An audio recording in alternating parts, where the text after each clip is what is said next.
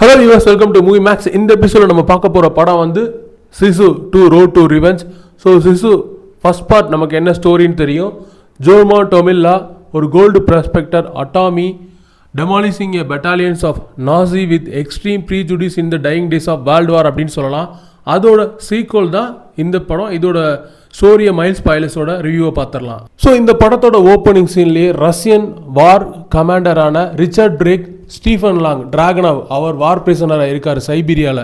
So அவரை கூப்பிட்டு அவருக்கு ஒரு மிஷின் கொடுக்குறாரு. இங்கே பார், நீ வந்து அட்டாமியை கில் பண்ணி எங்களோட ரெஜிமை வந்து ஹானர் பண்ணணும். ஸோ அதுதான் உனக்கு கொடுத்த மிஷின் அப்படின்னு சொல்லி அவரை ரிலீஸ் பண்ணுறாங்க.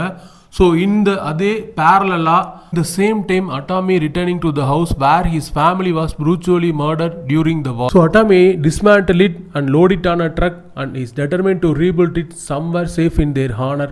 ஸோ அதை வந்து ஃபின்லாந்தில் ரீபில்ட் பண்ணி அவங்கள ஹார்ன் பண்ணலாம், பீஸ்ஃபுல்லாக நம்ம வாழலாம் அப்படின்னு நினச்சி ஸோ ஒரு ட்ரக்கில் லோட் பண்ணிட்டு கிளம்புறாரு. So in the same time red army commander who kill his family comes back hellbent on finishing the ஜாப்னு சொல்லலாம். ஸ்டீஃபன் லாங் கிளம்பி வராரு ஒரு குரூப் ஆஃப் ஸ்குவாடோட. ஸோ இதுக்கு அடுத்து ஒரு ரெலண்ட்லெஸ் கிராஸ் கண்ட்ரி சேஸ் நடக்குது ஆக்ஷன் சீக்வன்ஸோட. ஸோ இதில் ஜோமோ டொமில்லா முக்கியமாக வந்து ஒன்ஸ் மோர் அட்டாமியா the man who refuse to die அப்படின்னு சொல்லுவேன். ஸோ ஆனால் this time he is just trying to move his home. So first பார்ட்டில் வந்து ஜார்மன்ஸ் எப்படி வந்து இவரை அப்போஸ் பண்ணாங்களோ, ஸோ இவரை கில் பண்ண வந்தாங்களோ, அதே மாதிரி அந்த ஒரு பிளடி வெஞ்சன்ஸோட இப்போ வரக்கூடியவங்க ஆப்போசிட்டில் ரஷ்யன்ஸ். ஸோ அதுதான் டிஃப்ரெண்ட். ஒரு விஷயம் first we can all pretty much agree the first part was gloriously brutal and savage in its violence அப்படின்னு சொல்லுவேன். பட் திஸ் பார்ட் இதில் every action sequence to be drenched in more and more lunacy அப்படின்னு தான் சொல்லுவேன். முக்கியமாக story line வந்து ரொம்ப straight forward, எந்த விதமான ட்விஸ்ட் அண்ட் டர்ன்ஸோ சர்ப்ரைஸ் எலிமெண்ட்ஸோ எதுவுமே கிடையாது. சொல்லணும்னா a man trying to get one place to another when he is accosted by the baddies who are intent on doing his harm. இதுதான். ஸோ இதில் என்னென்னா except they pick a fight with the wrong guy.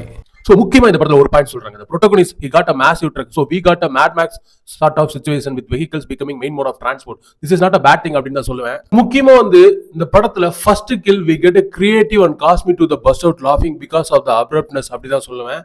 First kill அப்படின்றது ஃபன்னாகவும் ஒரு கிரியேட்டிவாகவும் இருந்தது. முக்கியமாக வந்து இதில் when a chase begins it's bloody savage and full of carnage. At this point we get our first insane action set piece.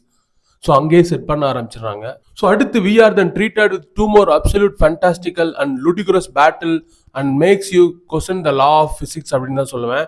Blank of Woods load பண்ண ஒரு drug versus ஒரு fighter jet.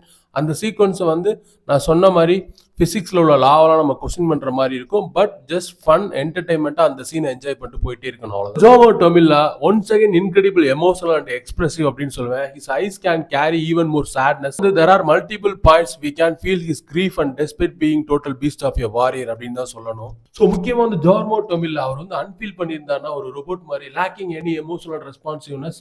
It is difficult to connect, but thanks to his pain and tortured countenance. So the Aatami character வந்து ஒரு one dimensional killing machine transform ஆகுதுல to someone who understand sacrifice and lost but also does not ignore his righteous rage for vengeance. அதை justify பண்ணிருக்காங்க. On the opposite side we have Stephen Long playing the villain and unfortunately the story doesn't leave a whole lot for him to do. Much of the time he directing the goons with hand gestures and small verbal commands, removing a lot of his manners and threat. முக்கியமாக இந்த story லைனில் lack of hand to hand battles there are some, but was so compelling and heinously breathtaking about the first film was that unhinged barbarity of the fight. I means knives going through the heads. முக்கியமாக வந்து இந்த road to revenge is hand to hand is kept to the bare minimum. Instead அதுக்கு பதிலாக வந்து using the vehicles to carry out the violence. Now this can be fun and inventive at times, but it also safe and unoriginal for a lot of it. அதான் முக்கியமாக இந்த படத்தில் வந்து cars, planes, drugs இதெல்லாம் use பண்ணி அந்த action sequence கொடுத்துருந்தாங்க. அதெல்லாம் வந்து எக்ஸைட்டிங்காகவும் என்டர்டெய்னிங்காகவும் இருந்தது. But it just not memorable அப்படின்னு தான் சொல்லுவேன். The execution was cautious and conservative with all of the elements and other than trio of silly stunts. முக்கியமாக acting of Jorma Tommila continue to surprise with the emotional depth and weaving that he convey without uttering a word. Unfortunately the story does not provide adequate material for Stephen Lang. அவர் வந்து craft as ஒரு எவில் villain அதை அவர் கரெக்டாக பண்ணியிருக்காரு, அவ்வளோதான் சொல்லலாம். முக்கியமாக இந்த ஃபில்மோட அந்த run time 88 minutes go by fast and story does not waste time on the plot development. சிம்பிளாகவும் keep the narrative lean and efficient. முக்கியமாக பக்காவாக இருந்தது, பரபரப்பாக இருந்தது. இந்த படத்தை இந்த சீரீஸ்லேயே ஒரு சுப்பீரியர் ஃபில்ம் அப்படின்னு சொல்ல மாட்டேன், but it's an adrenaline fueled and psychotic break of a movie with some set pieces. There is no sex or nudity, a bunch of profanity, and then an absolute ton of bloody violence. It gives Sisu Road to Revenge 3 out of 5. If you enjoyed this review, please give it a like. So don't forget to share and subscribe. I am Bharat Vasu. This is Movie Max. Thanks for your time spent with me.